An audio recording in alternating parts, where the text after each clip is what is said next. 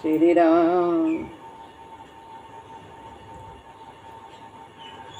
गुरुर्ब्रह्मा गुरुर्विष्णु गुरुर्देव महेश्वरः गुरु साक्षात् परब्रह्म तस्मै श्री गुरुवे नमः। श्रीमद् भगवद गीता अध्याय 2 श्लोक है 72वां। यह इस अध्याय का अंतिम श्लोक है। ऐसा ब्राह्मी स्थितिस्पार्थ नैनां प्राप्य विमूयते स्थित्वा श्यामन्तकालेऽपि ब्रह्म निर्वाणं रक्षते।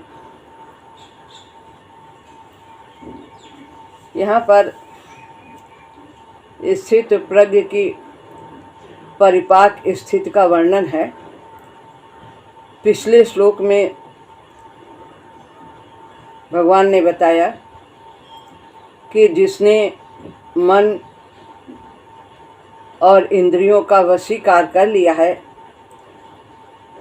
तथा जिसने कामनाओं का परित्याग कर दिया है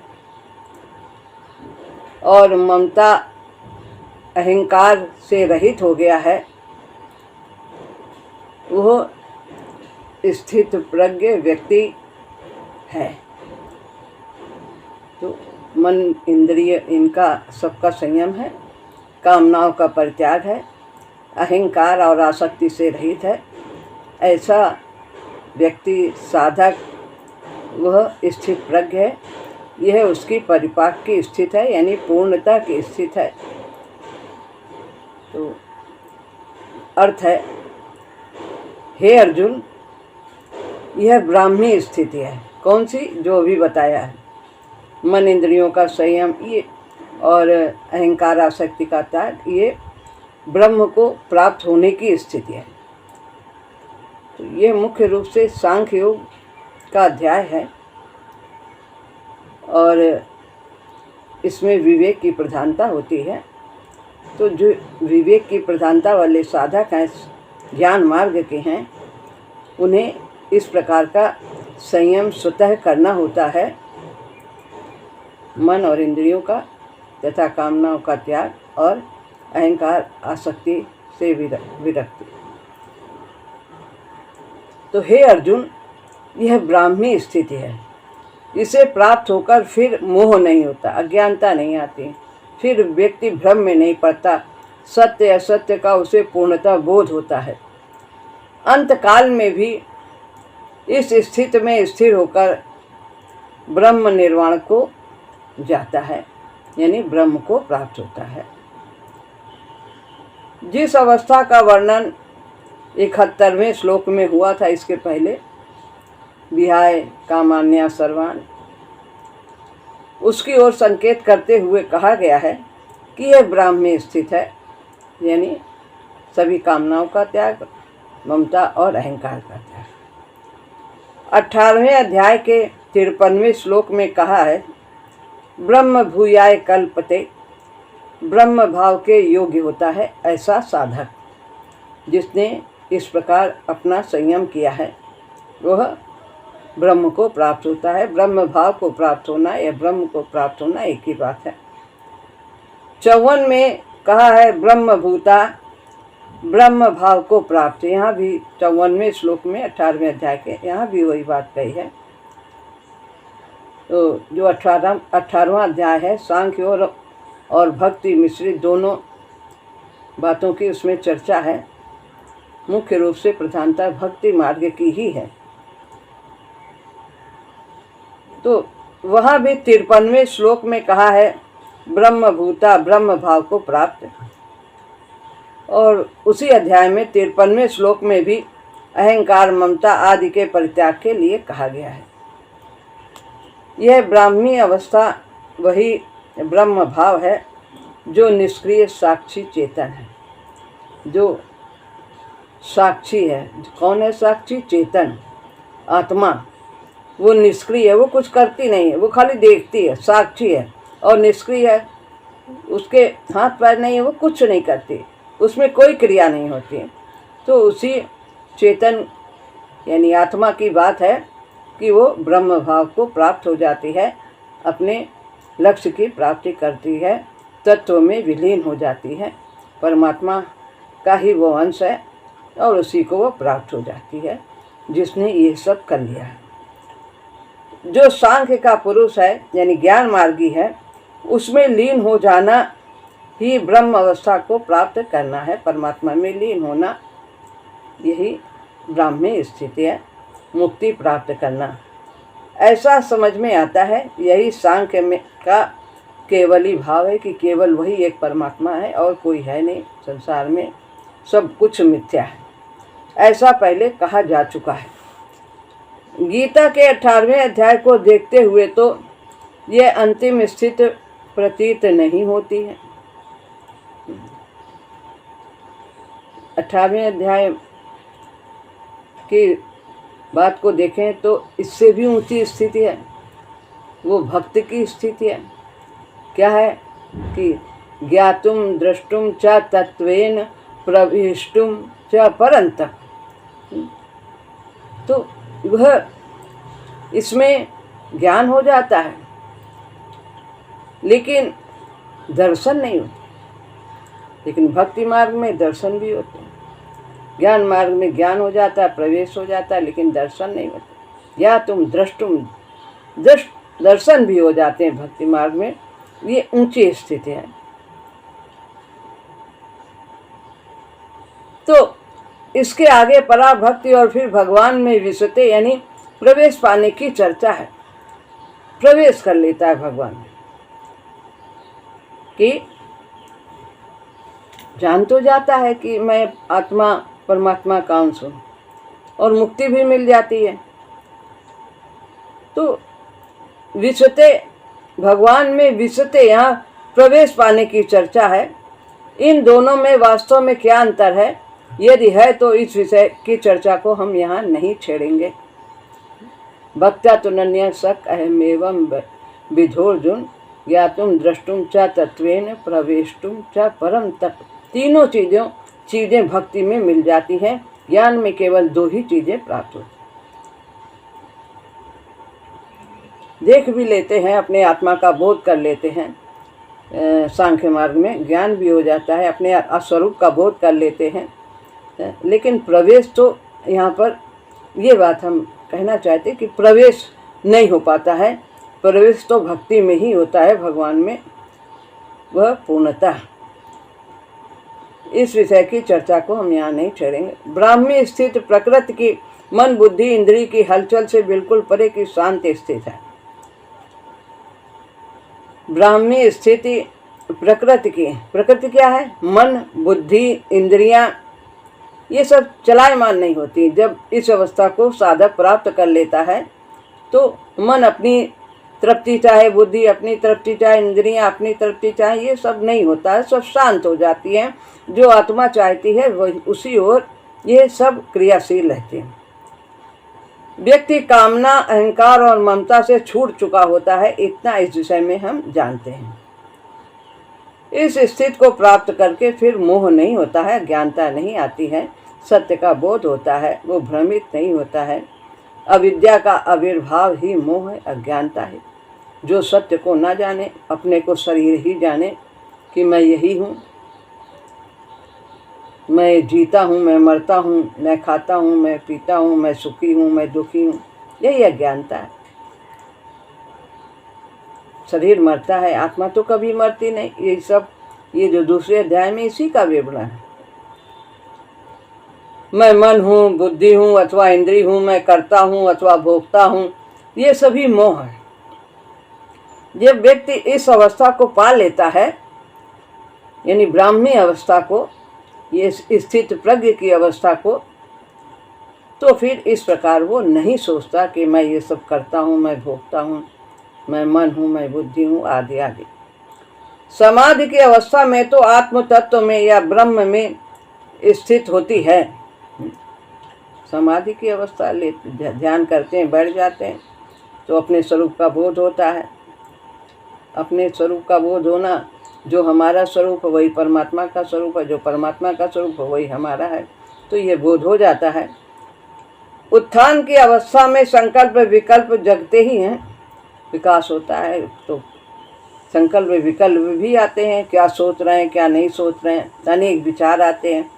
परंतु समाधिगत चेतना इस प्रकार से भीतर बसी हुई होती है कि ये सभी खेल सामने होने वाले तमाशे की तरह लगता, आ रहे हैं विचार, आ रहे हैं, आ रहे हैं, जा रहे हैं, जा रहे हैं, कोई उसमें उसको कोई किसी प्रकार का वो प्रभाव उस पर नहीं पड़ता।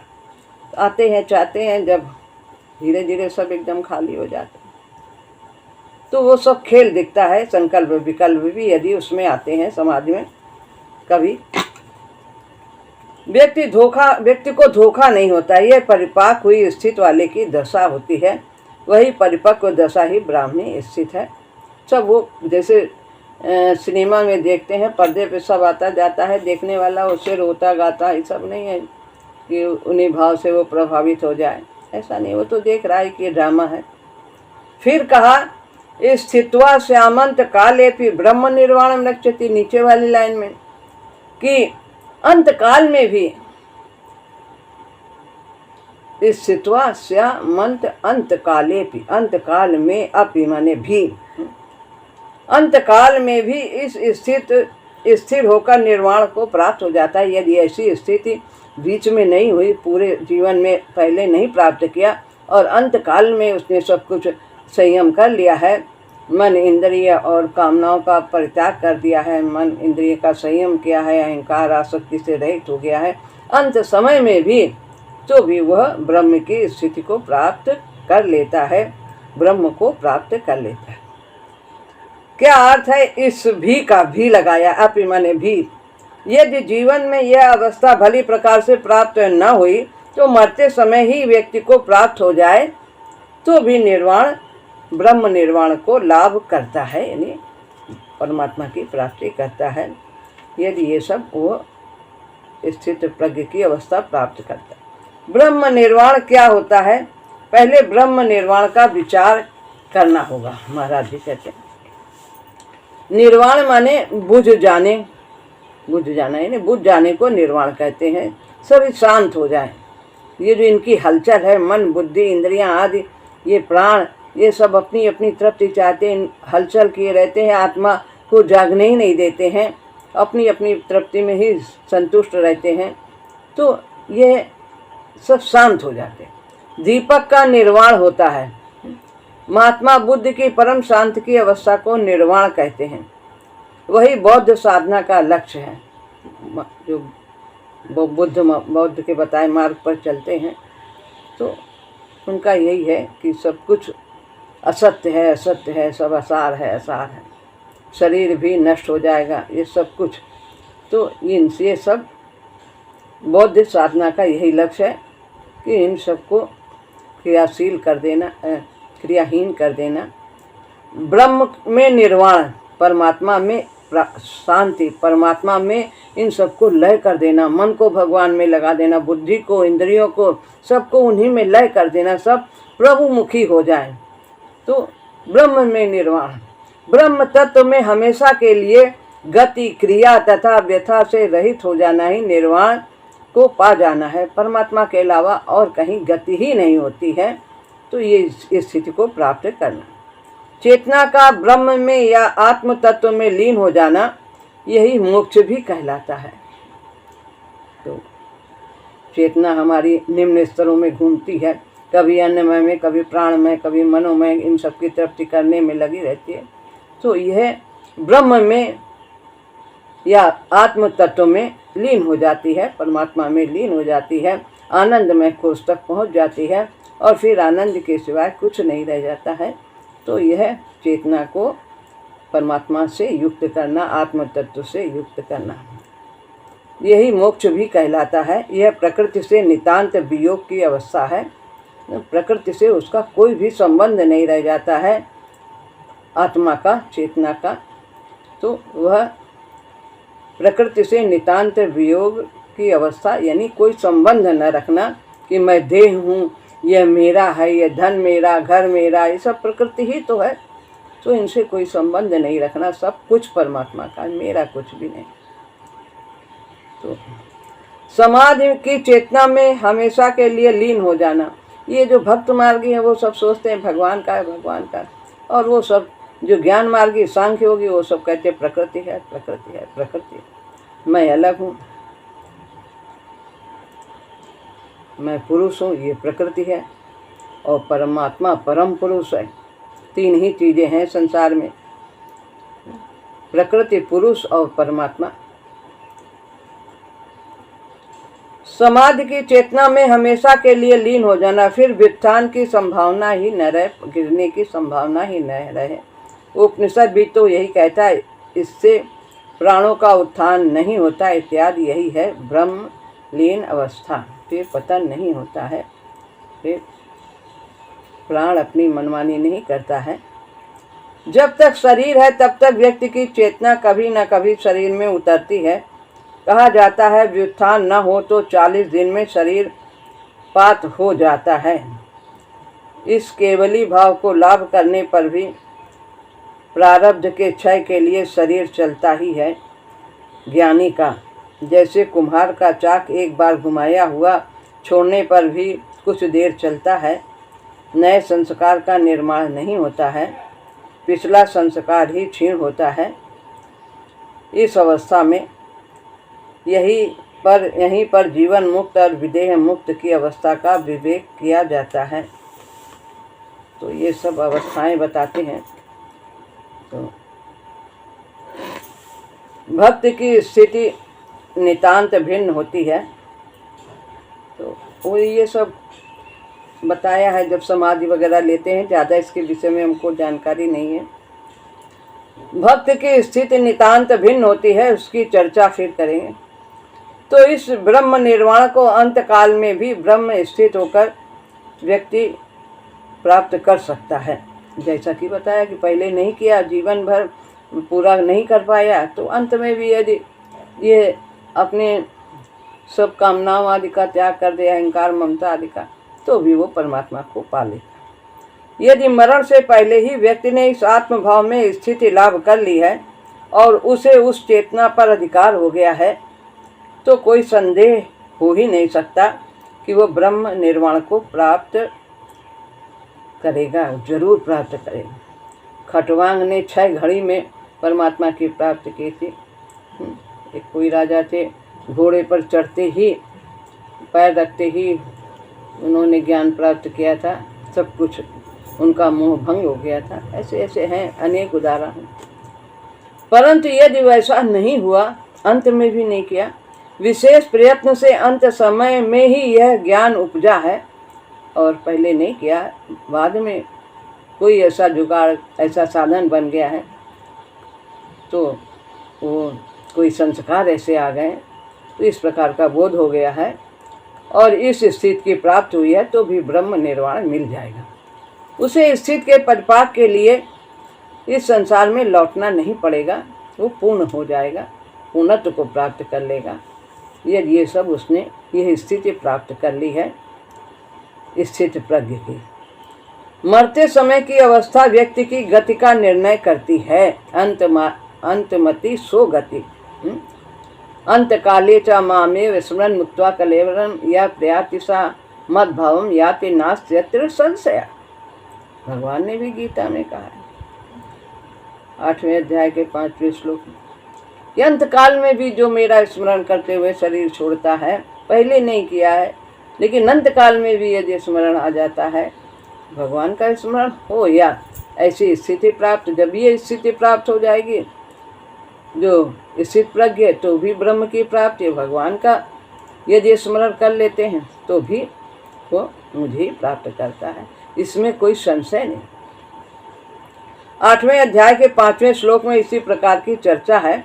अंतमता सोगता, यह तो प्रसिद्ध ही है कि जो अंतकाल में ब्रह्म स्थित हो सो निर्वाण को प्राप्त होता है, कि भगवान से जुड़ जाता है तो वो परमात्मा को ही प्राप्त करता है। तो इसके लिए ये ना सोचे कि हम अंतकाल में ही कर लेंगे, बनेगा नहीं बनेगा। शायद कोई संस्कार हो बलि तो वो याद आ जाए, यदि पहले नहीं किया तो हमें करते रहना चाहिए। जीवन पर्यंत प्रभु का सुमिरन करना चाहिए। जो रील हम भरेंगे वही रील सामने आएगी, और जो रील हम बाद में भरते हैं वही रील पहले खुलेगी। तो पहला जीवन हमारा क्या था क्या नहीं था इससे मतलब नहीं है। अब जो हम कर रहे हैं तो यही रील, जैसे कोई भी थान लपेटा जाता है तो जो पहले लपेटा गया तो जब वो थान खोला जाएगा तो वो बाद में खुलेगा, और जो बाद में लपेटा गया उसका पल्ला पहले खुलेगा। तो इसीलिए जो पहले हमने कर लिया उसकी चिंता नहीं करनी है। अब जो शेष जीवन बचा है उसको हमें संभाल लेना है।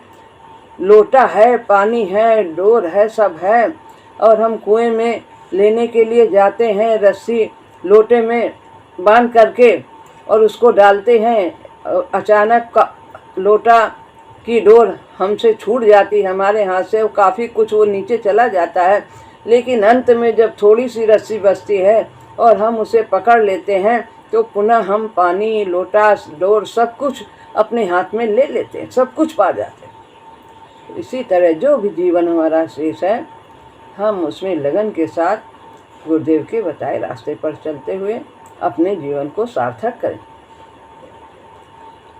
इस श्लोक के साथ यह अध्याय समाप्त होता है।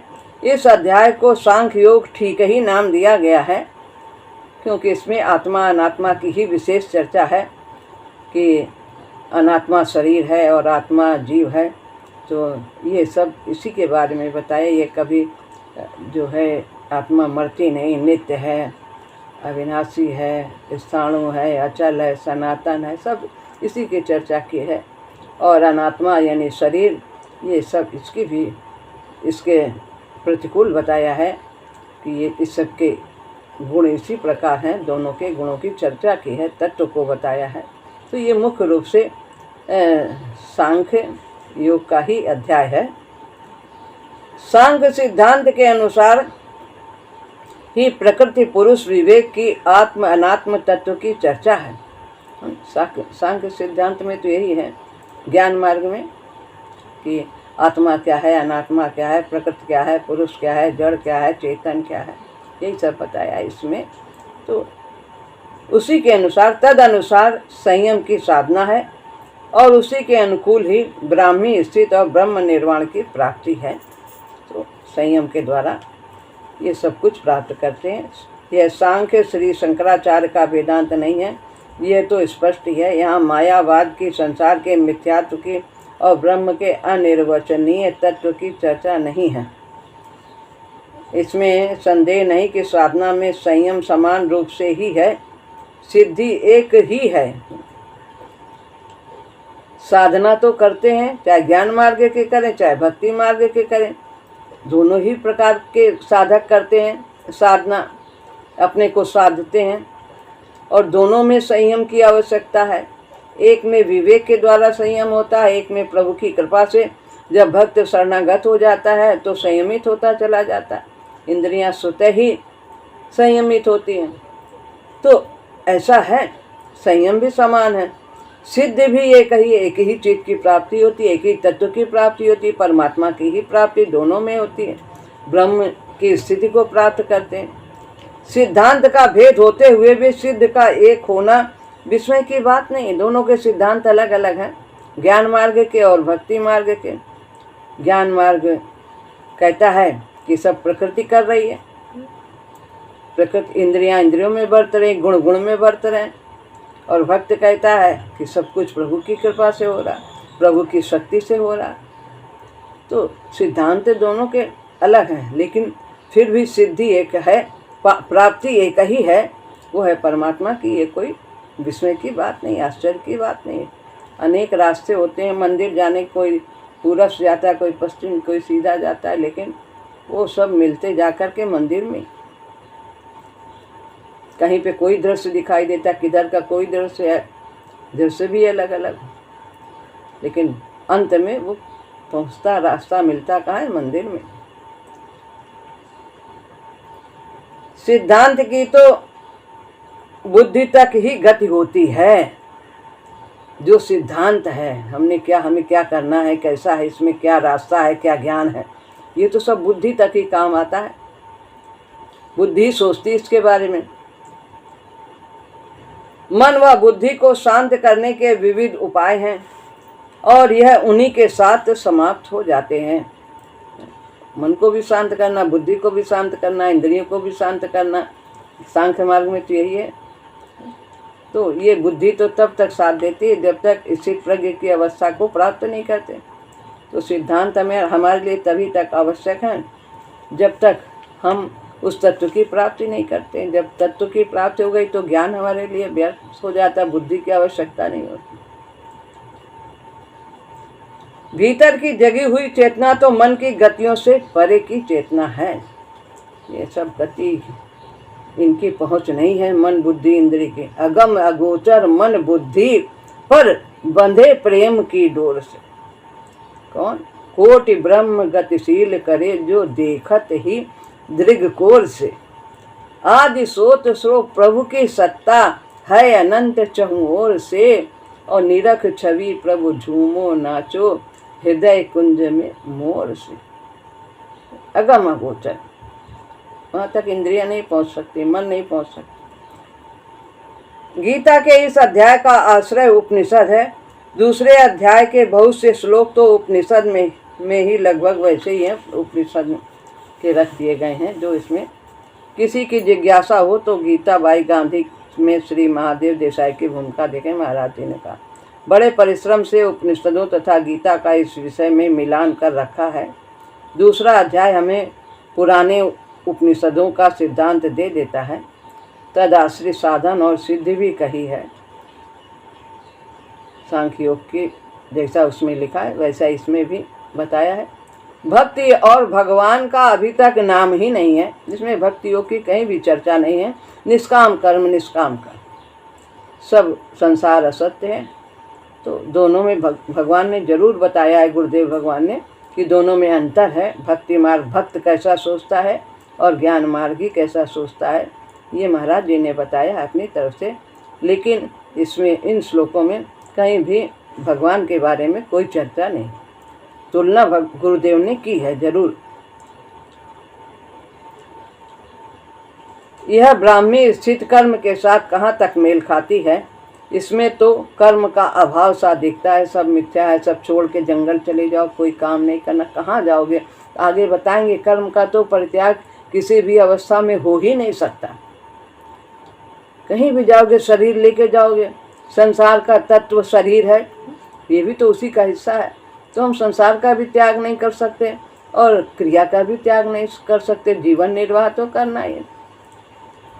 इसमें तो कर्म का अभाव सा दिखता है। यह साधना तो हमें कर्म के स्वरूप से ही अभाव की ओर ले जाएगी। स्वरूप से करना छोड़ दो, कुछ करना ही।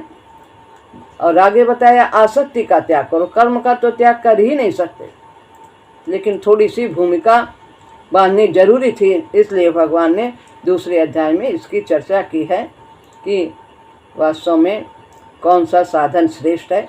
इसलिए तुलना करने के लिए दोनों साधनों की चर्चा आवश्यक है। तभी तो हम एक को श्रेष्ठ और एक को कम श्रेष्ठ समझ पाएंगे। सुलभ, सुगम, आसान, तभी तो हम समझ पाएंगे।